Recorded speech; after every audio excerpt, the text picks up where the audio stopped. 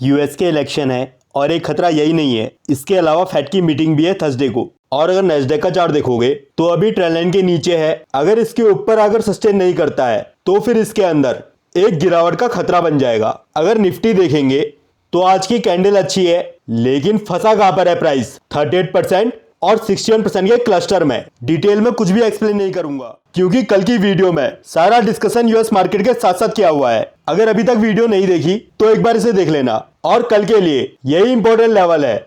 अगर प्राइस 61% 38% के ऊपर जाकर सस्टेन कर लेता है तो पहले ऊपर का एक बाउंस या ऊपर की एक चाल बनेगी, जो कल की वीडियो में हमने डिस्कस किया है।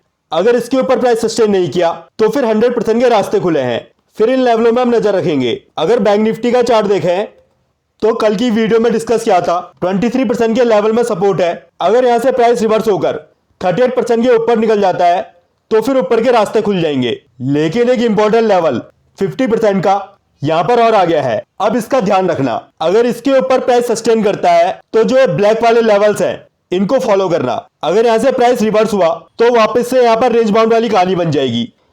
अगर आईटी देखें अभी 23% के ऊपर है, इसी लेवल का ध्यान रखना। इसके नीचे सस्टेन करेगा तो नीचे के लेवल ओपन होंगे। अगर मेटल देखें तो आज इसके अंदर अच्छी चाल बनी है। 61% का लेवल ही इंपॉर्टेंट है। अगर इसके नीचे प्राइस सस्टेन करेगा तब जाकर 100% के रास्ते खुलेंगे।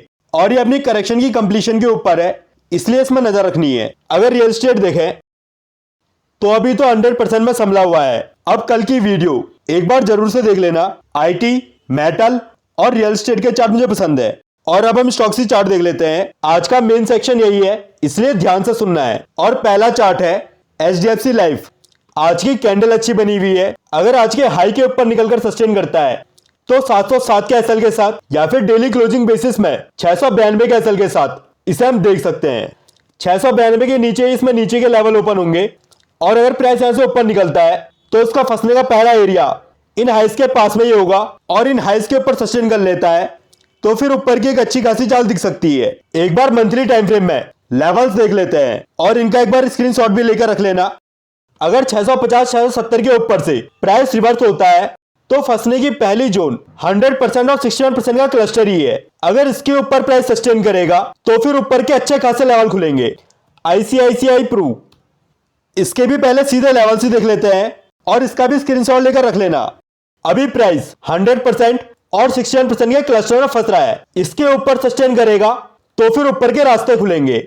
एक बार इसका डेली टाइम फ्रेम भी देख लेते हैं। आज की कैंडल अच्छी बनी हुई है और उसी लेवल से इसमें फिर से बाइंग आई है जहां से इसमें पहले भी आई थी। तो यहां पर यह हो सकता है इस लेवल के पास में कोई बड़ा ऑर्डर लगा हो, इसलिए करंट एरिया में प्राइस की ये जोन इंपॉर्टेंट है। एक बार इसमें हम रिट्रेसमेंट भी लगा लेते हैं। अभी आप देखोगे तो जहां से बाइंग आ रही है वहां पर 23% का लेवल है और अभी ऊपर में रेजिस्टेंस है बड़े टाइम फ्रेम का 100%। अगर इसके ऊपर प्राइस निकलकर सस्टेन कर लेता है तो फिर हम 23% के एसएल के साथ इसको देख सकते हैं। और अगर ये 23% के नीचे सस्टेन करेगा तभी जाकर इसमें नीचे के लेवल ओपन होंगे। डीमार्ट 61% का लेवल हमने डिस्कस किया था, इसी में हमको नजर रखनी है। अगर इसके नीचे प्राइस सस्टेन करेगा तब जाकर 100% के रास्ते खुलेंगे, वरना ये यहां से भी रिवर्स हो सकता है और इसके अंदर ऊपर के सारे हाई कटने हैं। इसे सिचुएशन और लेवल्स के अकॉर्डिंग देखना पड़ेगा। और अगर डिटेल में स्टोरी को समझना है तो इस वीडियो को देख लेना। इंडिया सीमेंट, जैसी इसमें कंसोलिडेशन चल रही है उसके अकॉर्डिंग इसमें बड़ी कैंडल्स बननी है। अभी प्राइस 111% के ऊपर है और यही लेवल इसका इंपॉर्टेंट है। अगर प्राइस यहां से ऊपर निकलेगा तो 471 बहुत आराम से आ सकता है और इसके ऊपर सस्टेन करेगा तो और भी अपसाइड ओपन होगी। इस वीडियो को एक बार देख लेना अगर डिटेल में समझना है। रेमंड 138% का लेवल डिस्कस किया था और कल उससे बहुत नीचे प्राइस ओपन हुआ था, लेकिन वहां पर प्राइस रुका नहीं और वापस से 138% के ऊपर आ गया। तो हमें इसी लेवल का ध्यान रखना है, थोड़ा बहुत ऊपर नीचे। यहां से प्राइस रिवर्स होगा तो कम से कम एक बार इन हाइस तक जा सकता है। अब एक बार हम रिलायंस का चार्ट देख लेते हैं और इसे ध्यान से सुनना। यह इंपॉर्टेंट चार्ट है, इसमें नजर रखनी है। और इसे समझने के लिए हम मंथली टाइम फ्रेम में चलते हैं और इसकी एक बार हम काउंटिंग देख लेते हैं, क्योंकि यही बेस्ट तरीका है इसको समझाने का। अगर आप यहां पर देखोगे तो यहां पर 5 वेव का स्ट्रक्चर बना है और ये एक लीडिंग डायगोनल है 4 साल का। और लीडिंग डायगोनल के बाद प्राइस में बहुत बड़ी चाल बनती है और ये जो 5 वेव का स्ट्रक्चर है, ये बड़े टाइम फ्रेम का 1 बन गया, ये 2, ये 3, ये 4 और अभी हम 5th वेव के अंदर हैं। और अगर 5th वेव के अंदर देखोगे तो यहाँ पर भी 5 वेव दिख रही है। और अगर इस छोटे से हिस्से को भी देखोगे तो इसके अंदर भी 5 वेव बनी हुई है। एक बार मैं डेली टाइम फ्रेम में दिखा देता हूं। आप यहां देखोगे तो ये 1, 2, 3, 4 और 5 यहाँ पर अभी सारे टाइम फ्रेम की 5th वेव कंप्लीट हो रही है। इसलिए अब इसके लेवल्स बहुत ज्यादा इंपॉर्टेंट है, क्योंकि अगर ये बड़े टाइम फ्रेम की करेक्शन में एंटर कर गया तो फिर निफ्टी की भी करेक्शन कंफर्म हो जाएगी। ऐसा नहीं हो सकता ये नीचे जाते जाए और मार्केट नए हाई बनाते जाए। और अगर 15 मिनट में इसका चार्ट देखता हूं तो अभी तक ये इसी डाउन ट्रेंड की कंसोलिडेशन लग रही है। मतलब अगर प्राइस यहां से नीचे आया तो 50%। एक बार फिर से डेली टाइम फ्रेम में चलते हैं। अभी प्राइस में 38% का लेवल इंपॉर्टेंट है। अगर इसके ऊपर प्राइस निकल रहा है और ऊपर की चाल को कंटिन्यू कर रहा है तो ठीक है, फिर जब तक चार्ट खराब नहीं होता इसे राइड करना है, क्योंकि जो ये लास्ट मूव इसके अंदर चल रहा है यह एक्सटेंडेड भी हो सकता है। और अगर ये चाल एक्सटेंडेड है तो फिर प्राइस को इस हाई से भी बहुत ऊपर जाना है। और अगर 38% के ऊपर प्राइस नहीं निकला तो फिर इसके अंदर 61% के रास्ते ओपन हो जाएंगे।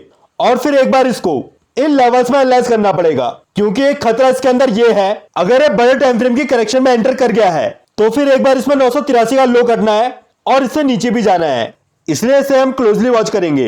एबीबी इसी कैंडल के ऊपर हमने 100% का लेवल डिस्कस किया था, जहां पर भी प्राइस आ गया है। अब हमें इसी लेवल में नजर रखनी है। अगर यहां से प्राइस रिवर्स हुआ तो एक बार ये सारे हाई ब्रेक होंगे, लेकिन इसको शॉर्ट टर्म के लिए देखना है और स्ट्रिक एसएल के साथ देखना है, क्योंकि बड़े टाइम फ्रेम के अंदर इसमें एक बड़ी गिरावट भी होनी है। अगर इंफ्रास्ट्रक्चर को डिटेल में समझना है तो एक बार इस वीडियो को देख लेना। ग्रीन प्लाई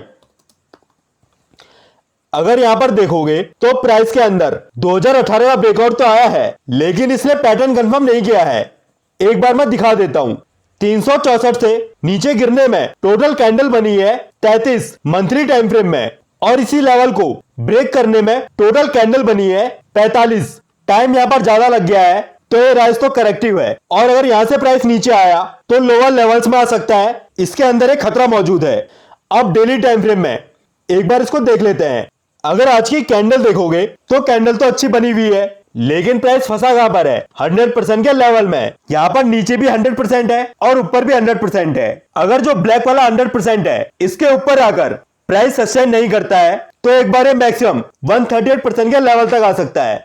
यहां तक अगर आ भी गया तो कोई भी दिक्कत नहीं है, लेकिन अगर इसके नीचे प्राइस सस्टेन कर गया तो फिर दिक्कत हो जाएगी। और अगर यहां से प्राइस रिवर्स होता है या फिर 100% के ऊपर निकल जाता है तो फिर इन लेवल्स को फॉलो करना है और इसको रेगुलर ट्रैक भी करना है, क्योंकि नीचे का कार्यक्रम भी इसमें दिख रहा है। जब भी इसके चार्ट खराब होंगे तो एक बार निकल जाना, इसमें समझदारी होगी।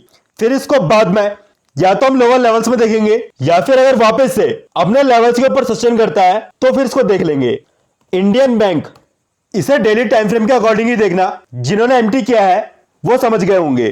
कारण इसके पीछे का बता देता हूं और एक बार हम इसका बड़ा स्ट्रक्चर देख लेते हैं। अब यहां पर आप देखोगे तो प्राइस का जो लो लगा है वो 2020 में लगा है, तो इसका मतलब है इसके पीछे का जितना भी कार्यक्रम है इसकी कोई वैल्यू नहीं है। जब भी इसका चार्ट एनालाइज करेंगे वो 2020 से ही करेंगे। और इसमें आप देखोगे तो ये पूरा एक्सटेंशन का स्ट्रक्चर है। 2020 के बाद से कभी भी प्राइस में ठीक से गिरावट नहीं हुई है, तो इसका मतलब ये है एक बार तो इसमें अच्छी खासी गिरावट होगी और एक बार ये अपनी रिट्रेसमेंट करेगा। इसलिए डेली टाइम फ्रेम का ध्यान रखना है, उसके नीचे बड़ी गिरावट का खतरा बन जाएगा। एक बार डेली टाइम फ्रेम में ही चलते हैं तो अभी तो ये बड़ी पिक्चर में कंसोलिडेशन की जोन दिख रही है और करंट एरिया में जो इसने लो लगाया है वही इंपॉर्टेंट है। अगर 487 के नीचे प्राइस सस्टेन करता है तो एक बार वेट एंड वॉच करना है, ये लेवल संभल रहे हैं या फिर नहीं संभल रहे हैं, क्योंकि डाउन साइड का खतरा इसके नीचे ही होगा। और अगर यहां से ऊपर कंटिन्यू हो जाता है तो लेवल्स को ट्रेल करते हुए चलना है। जिस दिन लेवल ब्रेक होंगे उस दिन एक बार बाहर निकलना है, लेकिन इसका भी ध्यान रखना है बाइंग सेलिंग की कोई भी रिकमेंडेशन मैं नहीं दे रहा हूं। मैं सिर्फ खुद की स्टडी शेयर कर रहा हूं जो गलत भी हो सकती है। इसलिए कोई भी डिसीजन लेने से पहले एक बार खुद भी एनालाइज कर लेना।